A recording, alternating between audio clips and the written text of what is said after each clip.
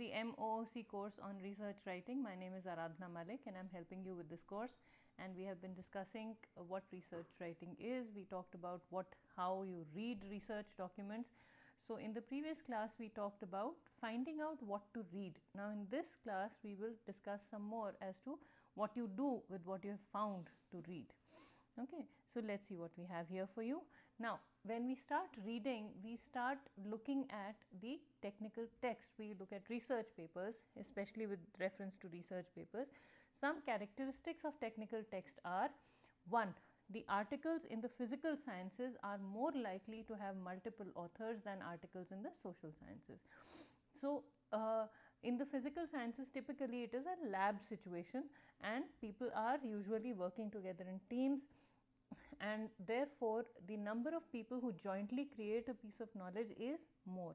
So, the articles contain number of authors, whereas in the social sciences it is usually a 1, 2 or 3 person effort. Articles in the natural sciences are likely to be shorter than articles in the social sciences. Now, when we talk about articles in the social sciences, we are talking about, we start with finding out what has been studied before, and the gaps are not that the gaps, finding out the gaps requires an extensive study of literature which may be found in a variety of places. With the result, the literature review section is much larger, much more complex, much more diverse than the literature review section in the natural sciences. In the natural sciences, the experimentation, the actual activity takes up a lot of place. Now, that does not go to say that the articles in the social sciences do not dwell upon the actual knowledge creation, but the proportion of a study of the existing knowledge base and what one has done to connect it to the extension that one has carried out of the existing knowledge base is very different from this proportion in the natural sciences. Then, articles in the humanities are more likely to have larger bibliographies, more footnotes, and refer to a greater number of different scholars than articles in the natural and social sciences. Articles in the natural and social sciences are more likely to rely on visual aids than articles in the humanities. Humanities talk about more about what is at hand. So, the visual aids that are available to scholars in the humanities are much lesser than the scholars in the natural or physical or natural sciences or physical sciences or in the social sciences. Then, articles for each discipline have a good deal of jargon and specialist language. The audience for professional journals is usually small. Similarly, educated specialists and professionals. So, the articles for each discipline have a good deal of jargon and specialist language. The audience for professional journals is usually small. Similarly, educated specialists and professionals exist in the specialized areas. So, the number of people who are going to read whatever you have written is usually very less as compared to the number of people who will read what you have written in magazines, for example. So, in scholarly journals the audience is much lesser. Okay. How do you identify structural elements of technical documents? What do you see in technical documents typically? An abstract or an introductory summary. You see a list of keywords and phrases. You see an introductory section that talks about what is to come. So, the abstract appears before the article actually starts, and then the introduction is there that introduces you to what is going to be dealt with in the paper. Then you have a methods section. Typically, the literature review, a review of the existing knowledge base will be included in the introductory section. Then you have a methodology section. Now, methodology is not methods. We typically interchange the two. We use these two terms interchangeably. Methods and methodology are different. Methodology by definition is a study of the methods and the process of selection of the method that is most appropriate for study of the problem that we are studying. So, a methodology section, a results section. A results section will be this will be the section in which the output of the methods that you have carried out will be listed as to, this is what we found. Then there will be a discussion section. So, the results are then understood in terms of existing literature, in terms of the understanding of the knowledge base that one is dealing with, and references or bibliography. So, the works that have been referred to within the text are then detailed at the end of the document. So, a detailed bibliography with the complete sourcing of the material that has been used in the paper is then brought out or is then presented at the end of the paper. Now, how do you read technical documents? In the first reading, you should determine credibility. Is the article believable? Is the author's point of view believable? What is the author trying to say? Why is the author trying to say it? Then the appropriateness. Should I be reading this article? And I'll tell you what an annotated bibliography is. How do you keep records? Is the article appropriate to what I am trying to study?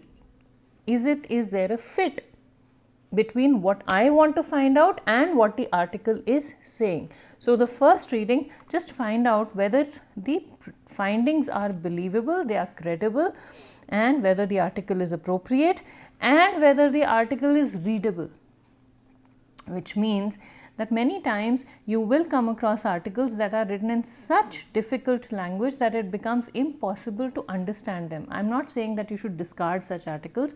All I am saying is that if the article is really critical in view of the above, these two, difficult jargon. When we talk about readability, we are talking about jargon, we are also talking about presentation, we are talking about grammar, we are talking about the physical look and feel of the article.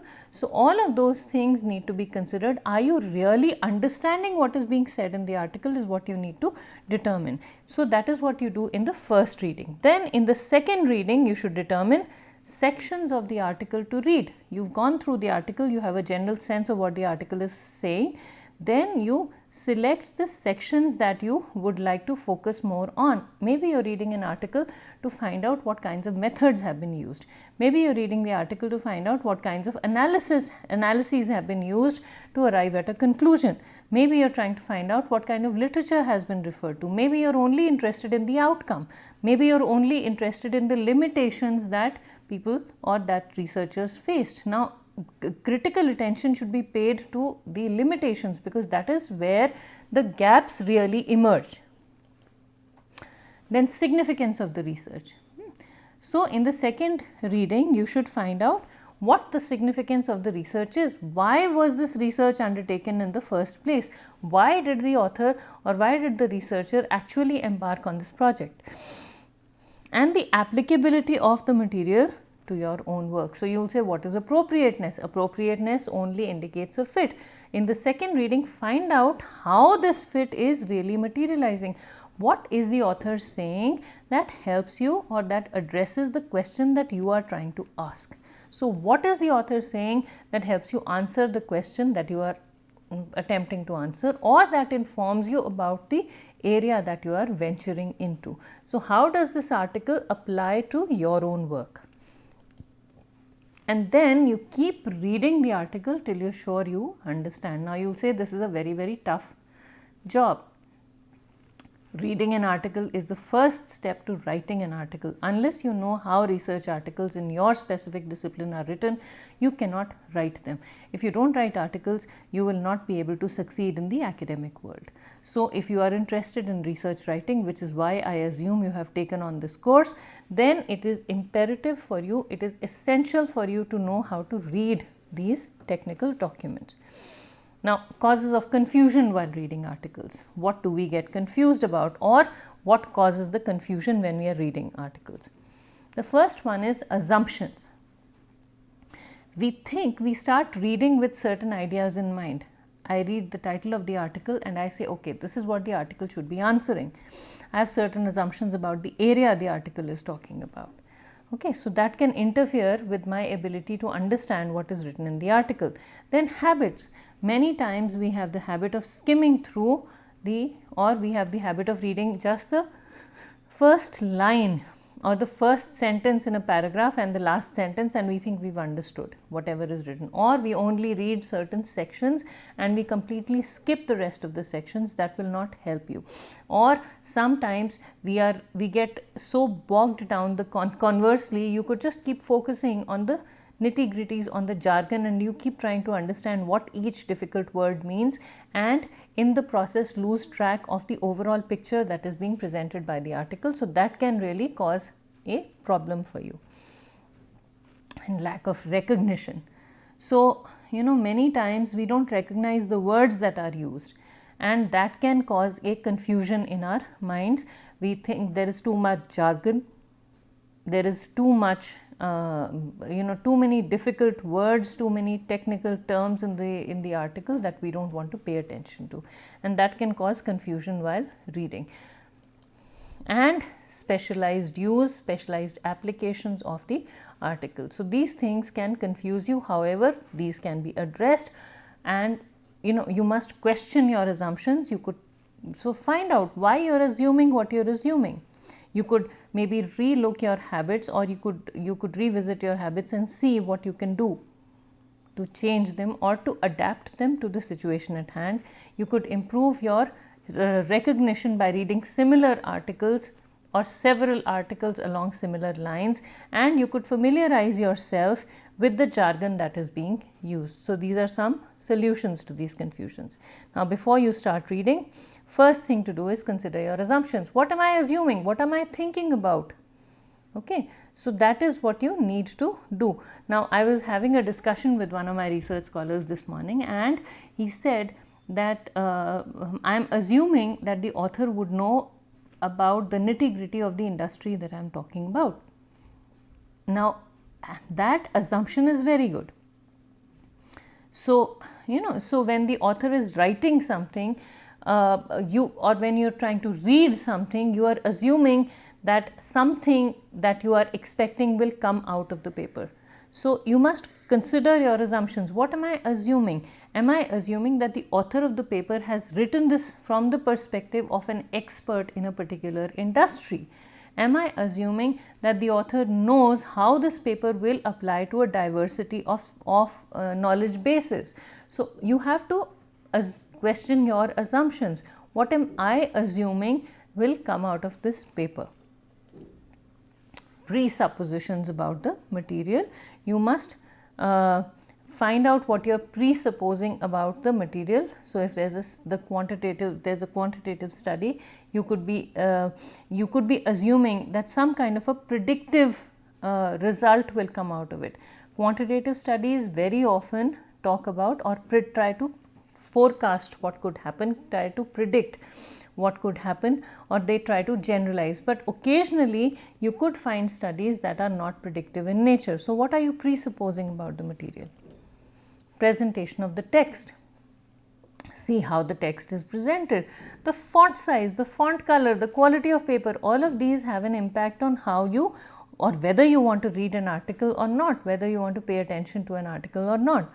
Okay, so how the text is presented, where are the tables? Many times authors will refer to table 1, and then they will go on describing what is in table 1, and you will find table 1 at a place where another discussion is going on. So that is what we mean by presentation of the text. Are these things coherent? Is the reading smooth? Are you jumping? Is the transition between the different concepts smooth, or is the transition are you jumping from one concept to another without really making logical connections? Now that is something that you need to see. Presentation of the text, organization of the text needs to be looked at. And the presence of authors. Who are the authors? Where are they coming from? What are their affiliations? And do they have reputations for accurate reporting or not? What are their qualifications? All of that will make a difference to what you eventually get down to reading and how much you understand from it. And then you try and understand the characteristics of technical text. Now, how do you assess an argument? Try to find out what the author's central claim or thesis is. What is the author trying to say? What is the author talking about? How does the author support this claim?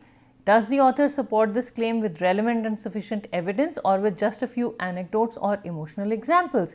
If the author's reasoning is based on sound logic, on numbers, on previously published work, then you might want to believe it. Otherwise, if the author says an eminent, for example, a statement like an eminent researcher so and so said this and so it must be believed, would you believe it? You may never have heard about it.